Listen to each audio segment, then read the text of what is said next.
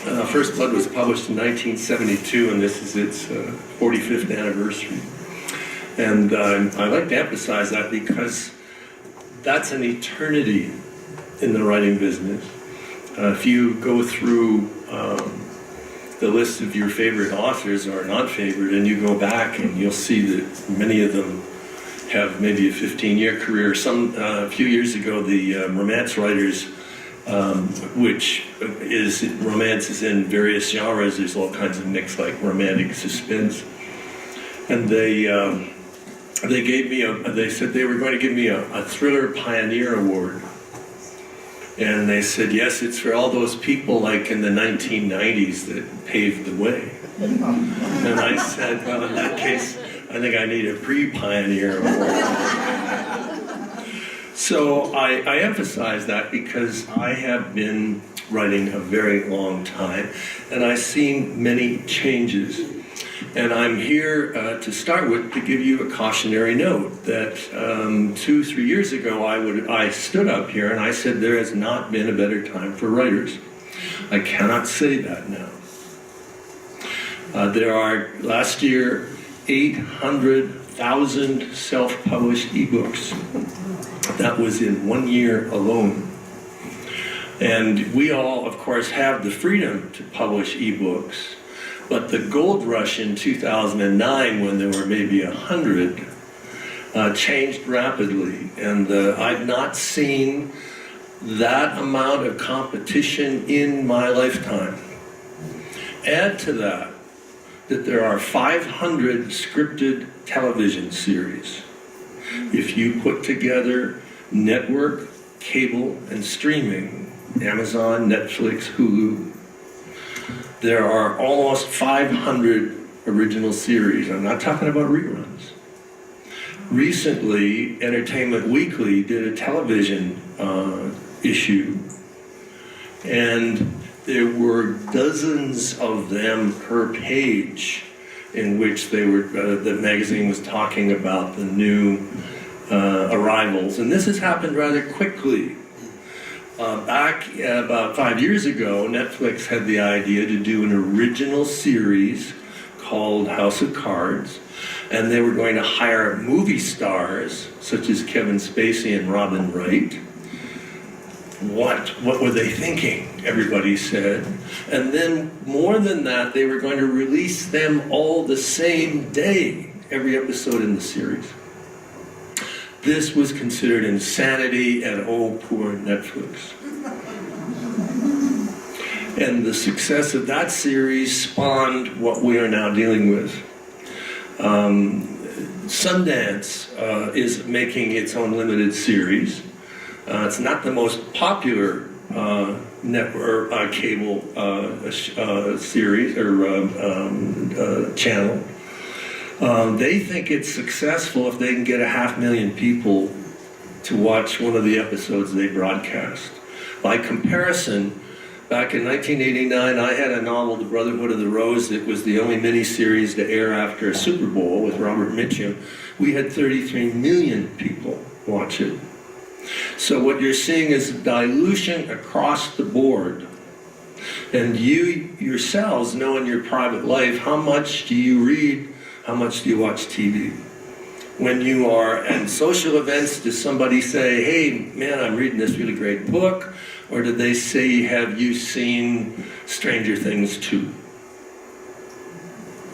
So, this portion of my talk is meant to be a kind of wake-up call that in the kind of competition for readers that you are experiencing, it is more and more important to be yourselves and not be somebody else. I have several mantras that I always like to use. One is, be a first-rate version of yourself and not a second-rate version of another author. And the second is, don't chase the market, you'll always see its backside. And in a market where we are seeing so much dilution and so much competition, it's increasingly necessary to be that person who stands out. I was at the Florida Writers Conference recently and chatting with people as I chatted with many of you as we started this morning. And I said, so why do you, I love to do this, why do you want to be a writer? Normally I would do it if I were doing a workshop and invite, we only have an hour, but if it's a longer period, invite a conversation. But I was able to do this individually with this person, and she says, oh, I want to be on the bestseller list. Gee, what a bulletin. I want to be on the bestseller list. And I said, well, what makes you think you deserve to be on the bestseller list? And she said, what? And I said, what do you have to offer? What? It's as if for many, and honestly, in the last month, I have talked to hundreds and hundreds and hundreds and hundreds of people about this very topic, and it's as if people want to win the lottery rather than want to write the very best book that they can in order to have the satisfaction of having written it. And then if the gods are in your favor, because all of this is a matter of how the culture is laying itself out at a given time.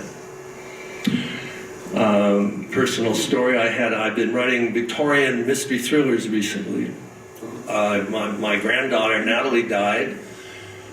This will all relate to what I'm about to say. My granddaughter Natalie died in 2009 from a rare bone cancer that was also the same rare bone cancer that killed my son in 1987. Only 200 people get it each year, and it's not believed to be inherited. Suffering grief twice, I looked around, I didn't want to be in this world. So I had always been interested in the Victorian period, and I retreated to the Victorian period out of necessity, because that's where I wanted to be.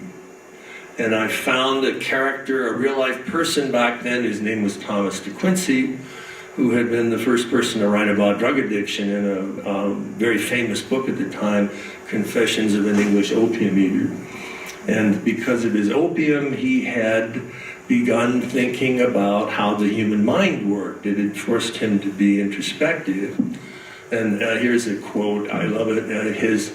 He concluded that the human mind is composed of chasms and sunless abysses, layer upon layer, in which there are secret chambers where alien natures can hide undetected. So this is Freud. And he invented Freud 50 years before Freud, and it's assumed that Freud got many of his ideas by reading Baudelaire's translation of De Quincey. I figured this guy was so interesting, I was going to go back to 1850s London when he was big as an author and a personality, and disappeared. For 2 years, I did nothing but read books about 1850s London. My friends told me I was crazy, that the creator of Rambo, the person who had written spy novels such as The Brotherhood of the Rose, or horror novels like Creepers, could never possibly have a success by writing books about 1850s London and this crazy guy named Thomas de Quincey. And I got my best reviews that I'd had in 10 years, and I sold more books than my most successful book in 10 years. Against all advice, because I felt a compulsion. If you look back, and I'm in the thriller business, so to speak, if you look back, 3 novels dominated the market in the last, back to 2003. Dan Brown's Da Vinci Code, Stieg Larsson's The Girl with the Dragon Tattoo, and Gillian Flynn's Gone Girl. God help us. The number of people who imitated those 3. Gone Girl is distinguished. It started a niche subgenre, which is loosely defined as the person closest to you is your worst enemy. And it's distinguished by alternating first persons who are unreliable. Well, It's as if literary history didn't exist before Gillian Flynn did. And remember, that was like her 4th book. The previous 3 had not done very well, and there was not a lot of expectation for the 4th one. But the 2008 recession occurred. And she lost her job working for Entertainment Weekly and had the chance to be introspective about what people of her generation were going through. And that event wound up being Gone Girl, and as she translated it into the thriller she was writing, and people responded to it because the after effects of the 2008, 2009 recession were still being felt. You can't predict that kind of coincidence between what you are writing and how it will be received. So I urge you to use the model that I just gave to you. Write the book you absolutely must write. I didn't have a choice. I spent 7 years, healed myself, as it were, in Victorian London. I had this great big map from the period of London, and I could get around on that map as if I lived there. A couple of years later, for research, my wife and I went to London, and I didn't need, mind you, the streets were different somewhat, but I didn't need the local map, the current map, because in my mind, I could see my map, which was on the wall, and I was taking my, we'll just go down here and we'll turn left, and we're good. I was compelled to do it. So my message, before I try to show you how to find the books that you were meant to write, my message is be yourself, because there's no point imitating anybody else, because that ship has sailed. And talking to editors, talking to agents, you cannot imagine how many unreliable first-person books they are receiving. They're sick to death of it. And they want something new. They're looking for something to break out. So if you will accept my guidance on that, I will give you a few rules, as it were, so that you can figure all this out. But I want to say again, if your goal is to be rich and famous, you are doomed. First of all, it's a shallow goal. But more than that, a lot of other people feel the same way, and if you can't say what it is you have to offer that makes you worthy of that, you're just going to be unhappy. Be happy by writing what you're interested in, and the rest of it, if it's meant to happen, will. This is a business about fate. So let's start with a couple of principles. When I was learning to write, I had the benefit of a wise professional writer named Philip Klass, whose pen name was William Tenn, and he had been part of the golden age of science fiction in the 50s. I was learning a long time ago. And he was good enough to take me aside and give me some principles that to this day I abide by. And one of them, he said, is that if you look at the writers that you admire, and I was a professor of American literature for a time, and so I'll mention Edith Wharton or Ernest Hemingway or William Faulkner, you know instantly that these are distinct writers who have a different style, who are associated with a different location, although that's not essential, who have a different worldview and basically have something so unique to offer that even now we recognize them just by their names. He said to me that the goal, if you want to have a lasting career, is to aim for that kind of individuality.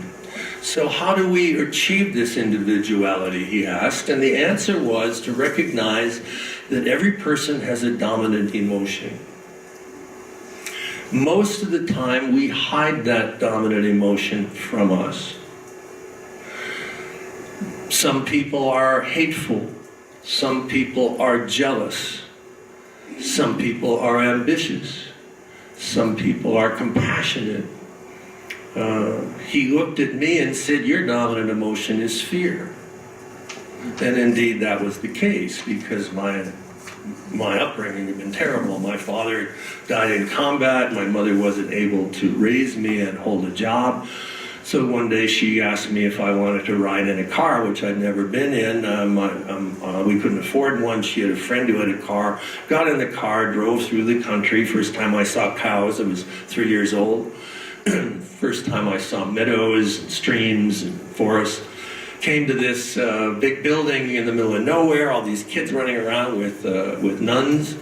She said, do you want to play on the swing? Oh yeah, that's great, all those kids, I'm an only child.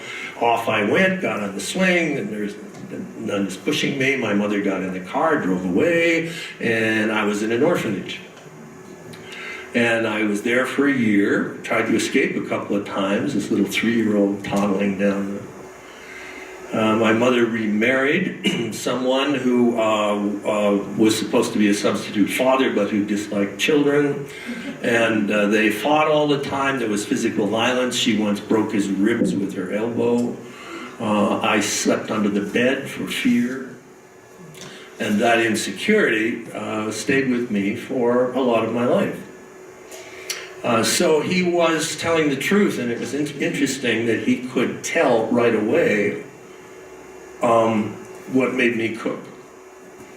Pause here. I give a version of this talk to many people, and after one of the times when I gave it, a gentleman came up afterward and he said, I know exactly what you mean. Yes, dominant emotions. And I've thought about this as you spoke, and I get it. And I understand now my dominant emotion is lust.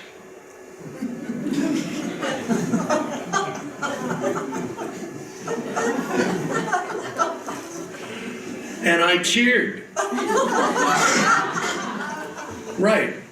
I cheered. Henry Miller, D.H. Lawrence, right? And I said, if you can write honestly about lust, you could do very well. And I don't know whatever happened, but you all laughed. 50 Shades of Grey. She recognized her dominant emotion. But I dare say many of you in this room, even if you in your heart knew that your dominant emotion was lust, would never have admitted it. If you're an envious person, would you truly admit it? Or if you're a hateful person, you ever met a racist? You just had to look at that person, racist. Ever met a racist who admitted being a racist? Never. So what class said to me was, my dominant emotion was like a ferret.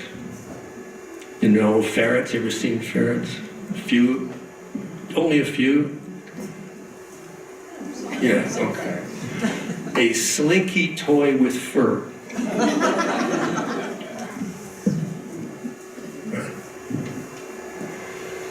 That was the dominant emotion. That was the metaphor he used. It's going to dart around inside me because it does not want to be found. But he said, as you try to get closer to it, you will begin to get a sense of the book you were meant to write. See, I think what we do is so unnatural. Okay, yeah, you want to be on the bestseller list, so you say, all right, I'll sit for 8 hours a day for whatever, because, hey, the money's good if I get it. But if you think about it, how unnatural is it? And in fact, how many of those people who want to win the lottery of the bestseller list, how many of them are truly willing to sit down 8 hours at a time, if they have the time, or even 1 hour a day, which I think anybody, no matter their obligations, can do. Or even 1 hour a day, how many people are willing to stick with it on the foolish assumption that your fantasies are something someone else would read about? there's a movie called Funny Farm with Chevy Chase, and he gives up his job and buys a farm. He's going to be a novelist. Second day, he's got paper airplanes that he's right. It's that person I spoke to in Florida. Well, I want to be on the bestseller list. Well, yeah, why? You know, what do you have to offer? What do you want to say? Well, let's try this exercise and see where it takes us.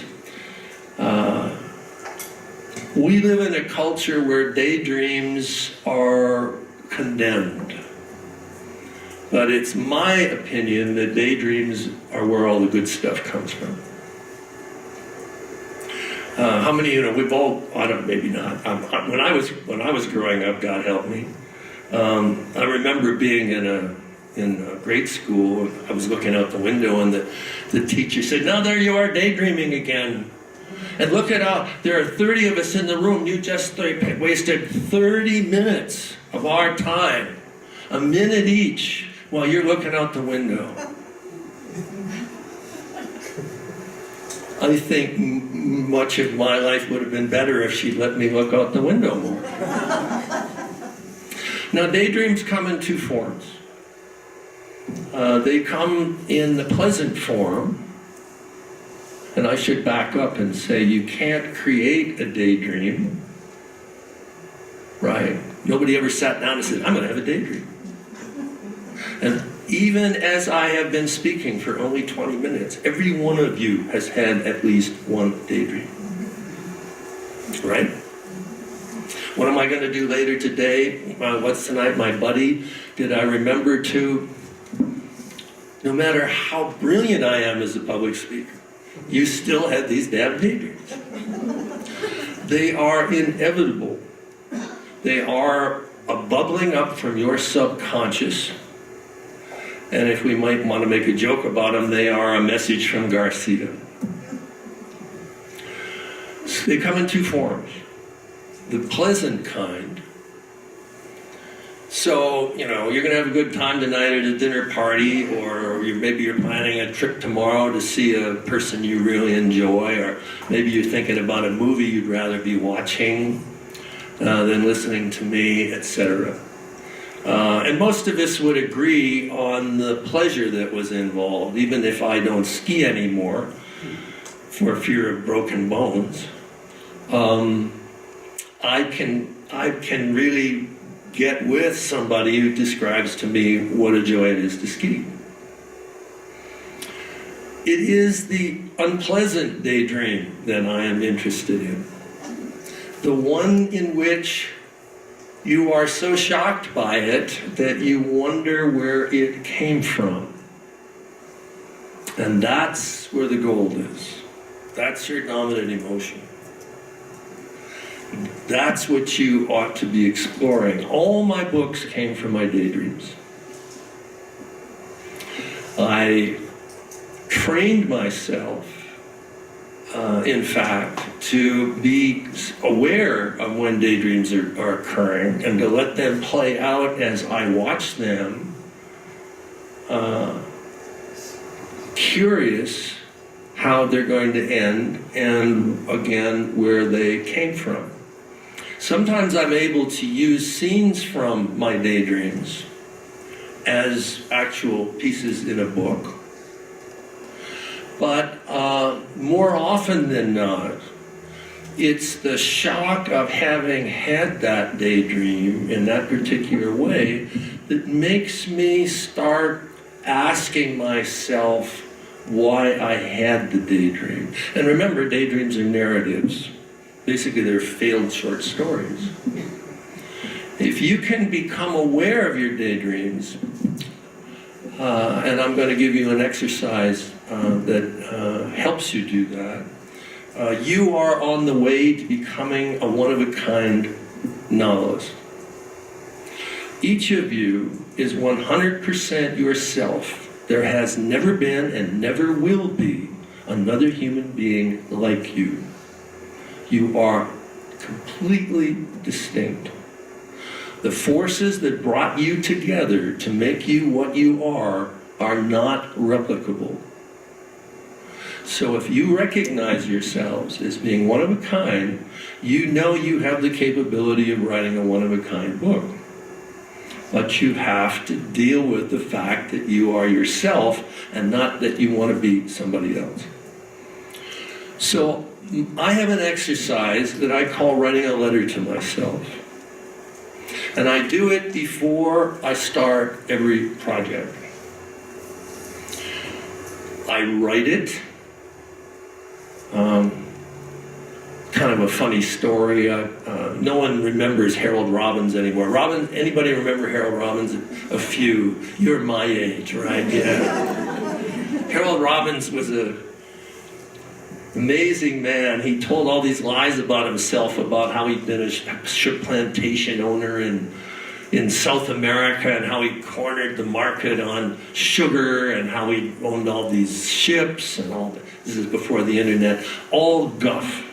All guff. He was an accountant from New York, a failed accountant. And he had a rich fantasy life. And he wrote novels that were the life that he wanted to lead. And most of them were about high finance and crooked dealings, and often based upon real life people like Frank Sinatra with another name. He knew what his dominant emotion was. And every day he went into his office. In those days they had typewriters. And I have the hands to prove it. See this finger even from a distance? My wonderful crooked finger I started writing in earnest in 1968. So that's, what's that? 49 years of pounding the keys. Even those little keyboards now, I'll hit it. Oh my God, it hurts. The arthritis that came in. Anyhow, Harold would go to his office, and there was the typewriter, and he would sit down, and he had a name for his typewriter. He said, "Hi, Susie. How are you today?" Good, Harold. How are you? Oh, I'm fine. You know, Harold, I was really disappointed when you stopped writing yesterday. I mean, the story was so exciting. I really want more of the story, and so would you please tell more of it? Okay, Susie, if you accept it. And he'd tell the story to his typewriter. Isn't that cool? All the tricks we can use.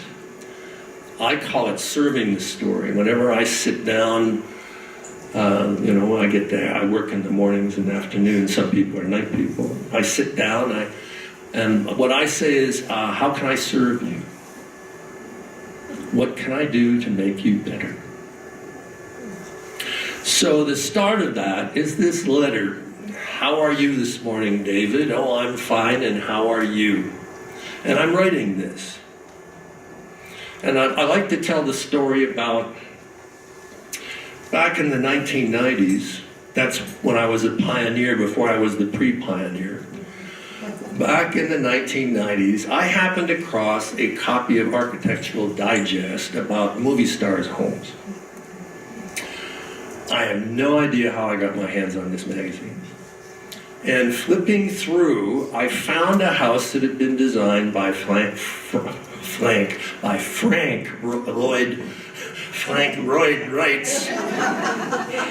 Try it again. Frank Lloyd Wright's son. And it is in the Hollywood Hills. It looks like a Mayan temple. It's got copper edging on it that turned green. Oh, it's just a gorgeous home. And it was owned by a movie star named Ramon Navarro, a silent movie star. One of those Latin, gorgeous, kind of androgynous male actor. And they showed him in this house. And what was interesting to me was that it was, LA is a desert. There weren't any shrubs, there weren't any trees. There's just a barren hills and this gorgeous house in the middle of nowhere. And I was freaked.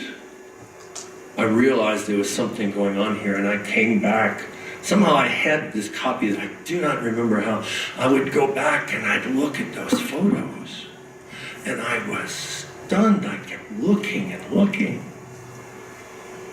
And finally I sat down to my letter to myself and said, listen, I don't know what I'm doing here.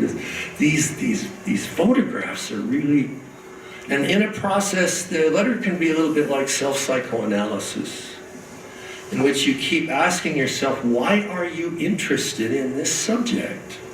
Why is it so important? I have a question that I must answer at the start of every project, and it is, why is this book worth a year of my life? There has to be something about the theme that will make me fuller as I investigate it.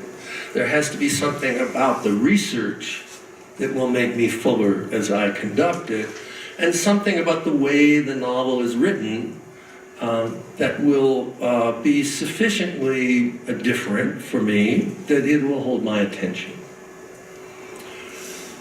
And in this case, writing the letter, I came to an understanding about myself, which is that I associate photographs with death. If you think about it, our fascination with photographs is that they stop time. And that we are always saying, oh, look at how young Uncle Eddie looked then. Or there's Grandma Harriet, God bless her, she's been dead 40 years, but... Or, you remember that tree used to be here? Remember when the lightning hit it and it fell? Or, yeah, now we have an addition over here that we added to this house.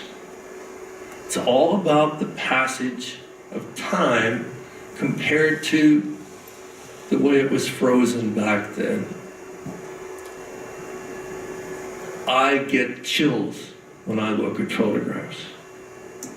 And I decided that it would be useful for me to write a novel about a photographer in which I would investigate this theme to try to understand how this was affecting me so much.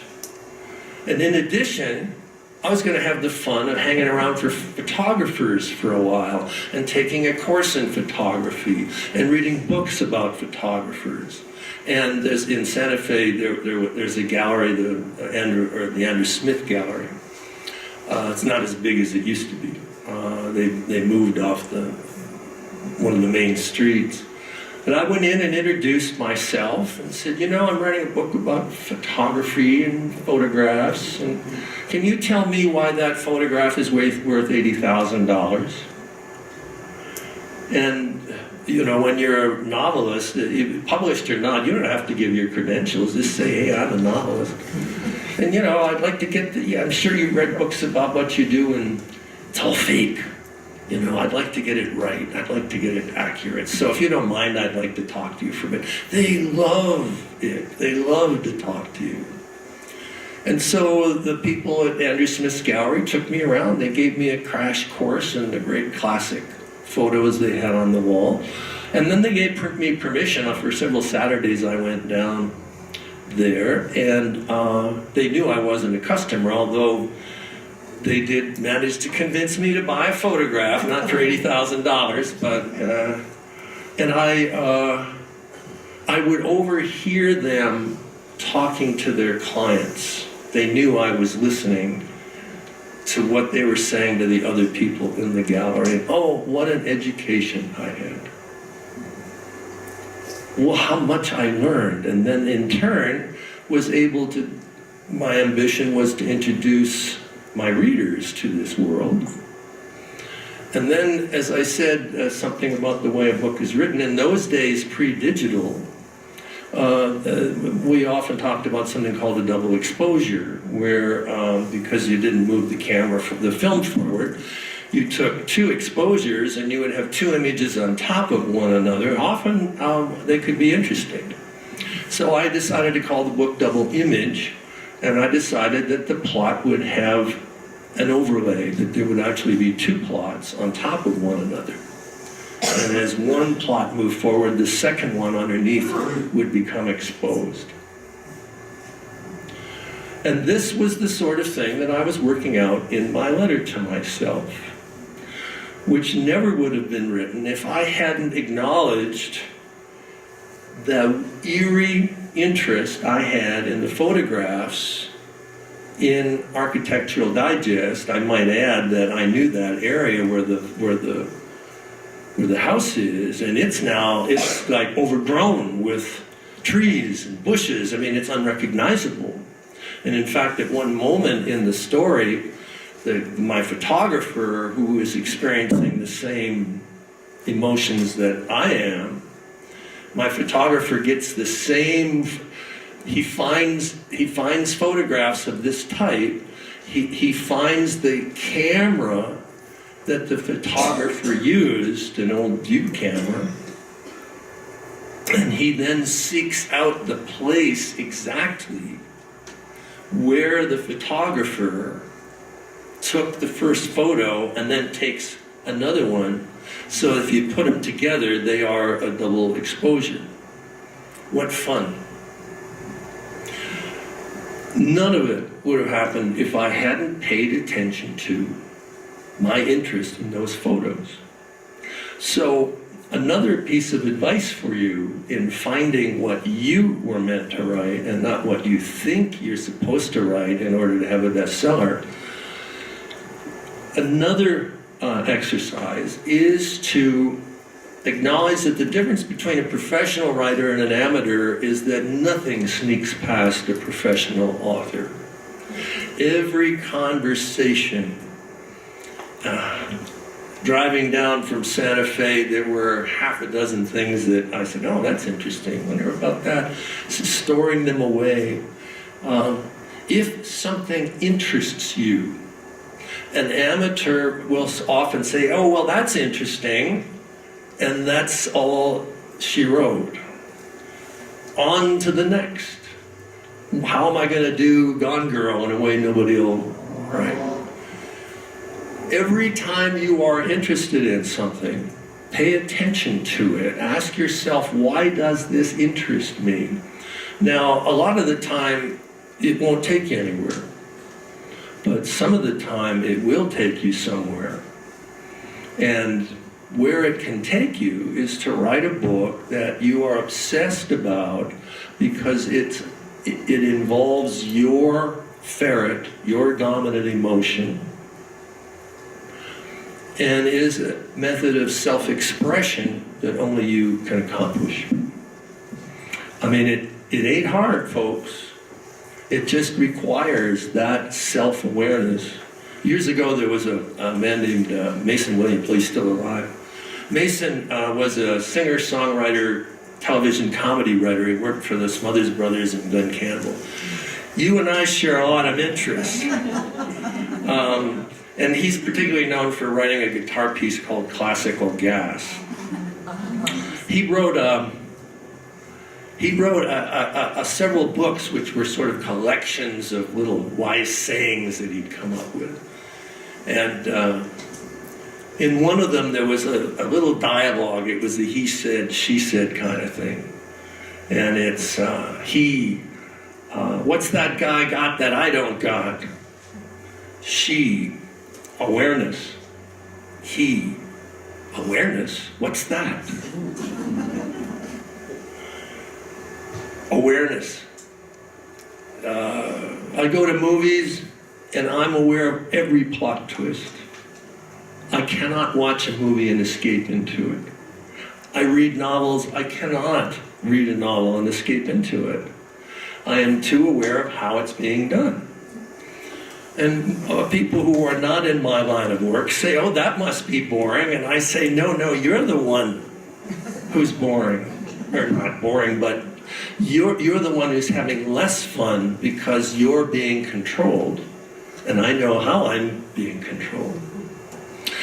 And the goal I want you to pursue is to be one of those people who is in control, who's aware of what you're feeling, aware of your daydreams, aware of your interests, questions why that is the case, writes your letter to yourself to determine what makes a particular project worth a year of your life. Okay, so that's what I have to say to you today. And if you're curious, we're going to take some questions now. But I should mention that the writing book, Lessons from a Lifetime of Writing, that was mentioned, the new edition is called The Successful Novelist, so it's a little different title. But what I just described to you is a summary of 2 chapters in the book. And if you go to my website, davidmorrell.net, not com, that's a photographer, which I think is wonderfully ironic.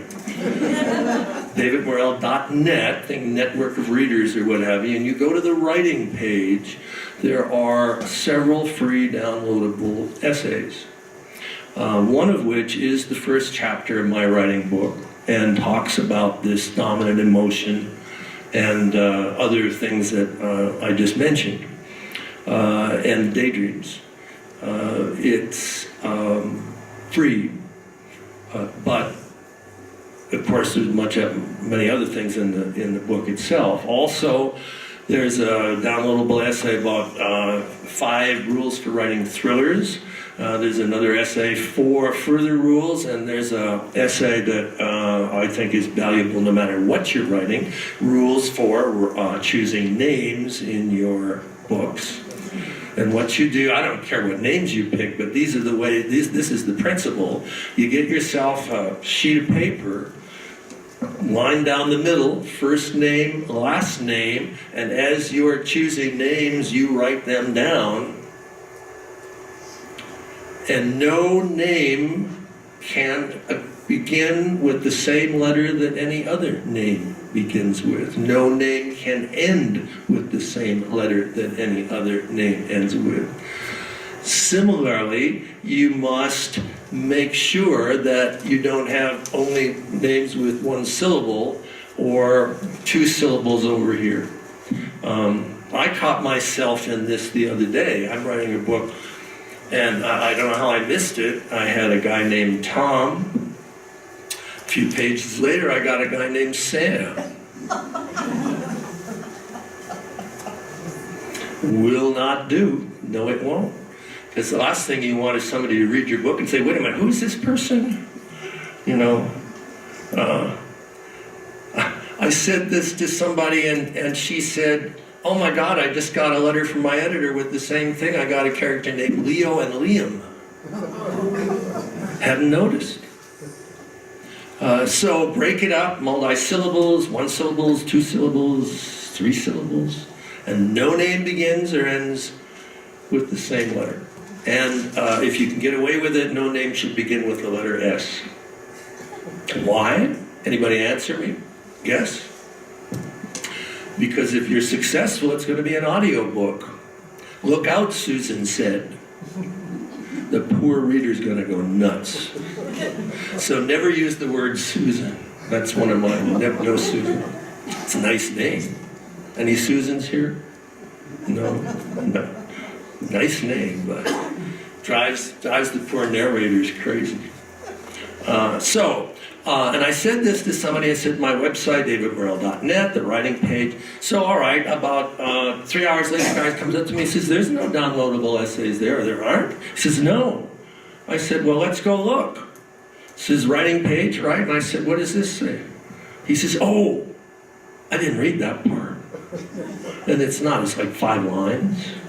And he wanted an arrow that said, this way for free downloadable essays.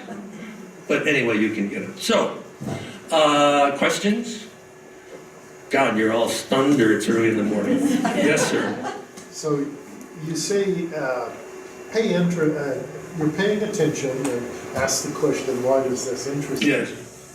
You're driving down from Santa Fe and you see 20 things that interest you. Mm-hmm. How do you have time to ask yourself the question that many times, and then which one do you know? Well, it might not be. I exaggerate, and there wouldn't have been 20.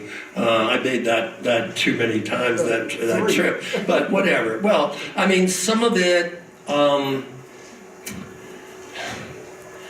if it's something that's really worth investigating, it's going to stay with you.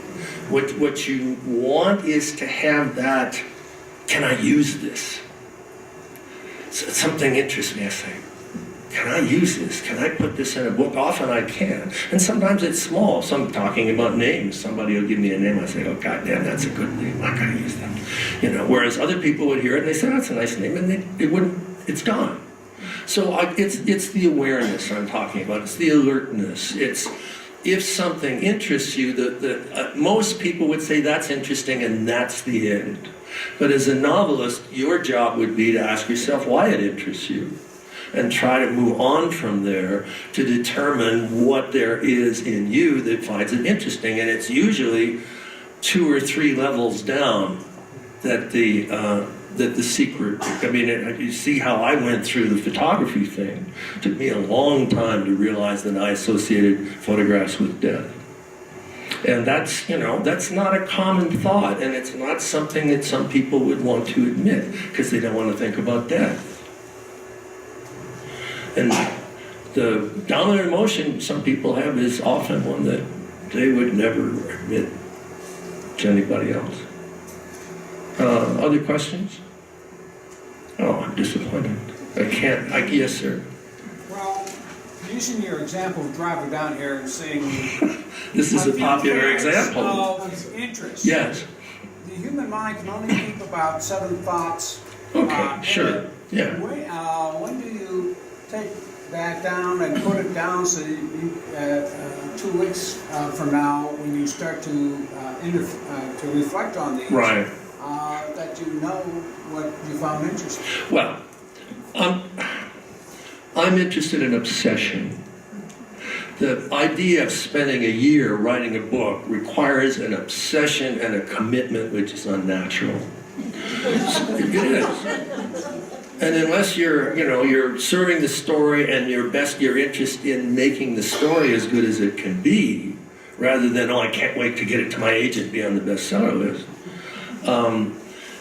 the better the story will be. So yeah, I mean, you can only hold so many ideas at once. What I'm trying to communicate is that all around us there are ideas for stories. And these ideas for stories are based upon the things that interest us. Now, let's say there's a kind of a self-censorship here, and I'm not saying that some stuff doesn't get past me.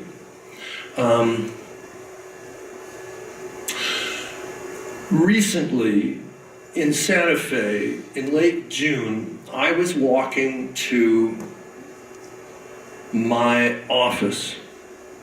Behind my office, there are trees. It's a wooded back area. And I saw motion in the trees. And I thought, oh, squirrels. And then something rose out of the grass near the trees. And I found myself staring at a bobcat. And realized that the bobcat's kittens were what I saw in the tree. And I thought, I am in trouble. So I stopped, I looked at the animal, and I said, I don't mean you any harm. I'm sorry I disturbed you. I spoke calmly, and I backed up. 15 minutes later, she was at the back door with the 2 kittens. And you don't feed wild animals, but it was very clear to me that she was ill, or starving, or weak, or too young to have given birth. Her stomach was sucked in. And it was 100 degrees, and there was a shaded area, and she and the kittens lay down on the bricks. And they stayed. And for 5 days they stayed. You don't feed wild animals. There was water for birds, and I'm pretty sure that's how they got there, killing the birds. Then I remembered the thunder of footsteps every night across my roof, which I thought was a coyote. Then I remembered the wood pile that had been knocked over, and now I realized was Mom Bobcat chasing mice. And they always appeared in the morning at 7 o'clock. Up on the top of my office, there's some stairs, and they sunned themselves, and I watched them. And then a neighbor shot her. I'm not sure who, but I'm pretty sure it's a person with a chicken coop. Everybody's got a story. I phoned which I should have done maybe earlier, I phoned the New Mexico Wildlife Center in Espanola. At 9:30 at night, they brought down a cage, or 2 cages for the kittens. I waited 2 days in case Mom came back. 2 days is I learned the time you should wait. Took them up there and was introduced to the Wildlife Center. Took me a month before I realized I was going to write a novel about that bobcat. That bobcat had so gotten to me. And it was very odd that I wasn't thinking about writing a book. This was real life. And I have a friend, a thriller writer, he said, are you working? I said, yeah. I said, what are you working on? I said, I'm writing a novel about a bobcat. Well, it's more than that. And he looked at me like I was an idiot.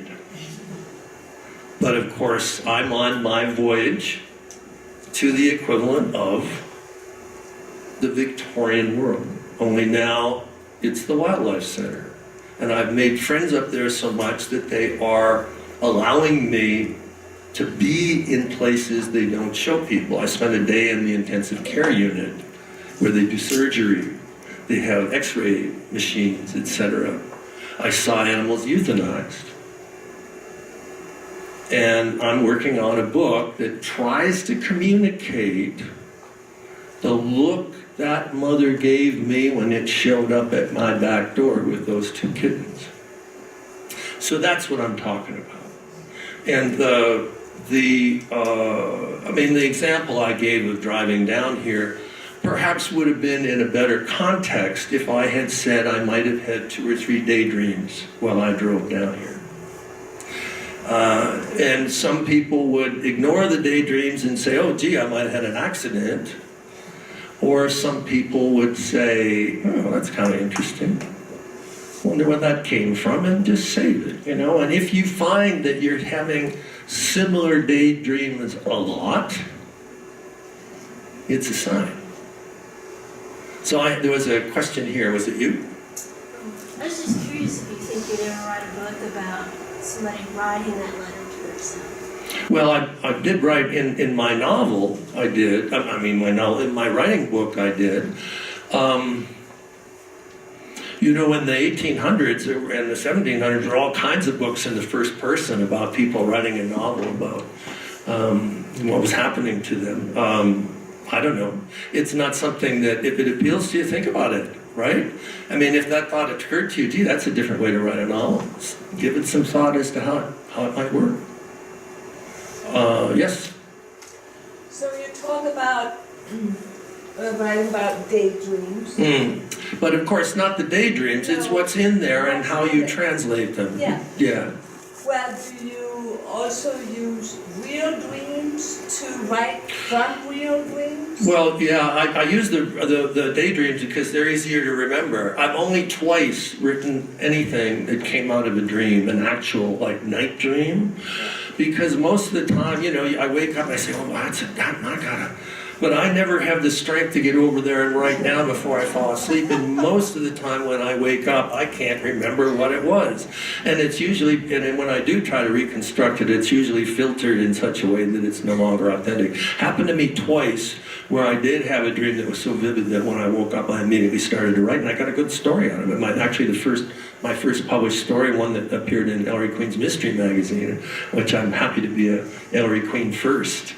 They have a little department of people who publish there first.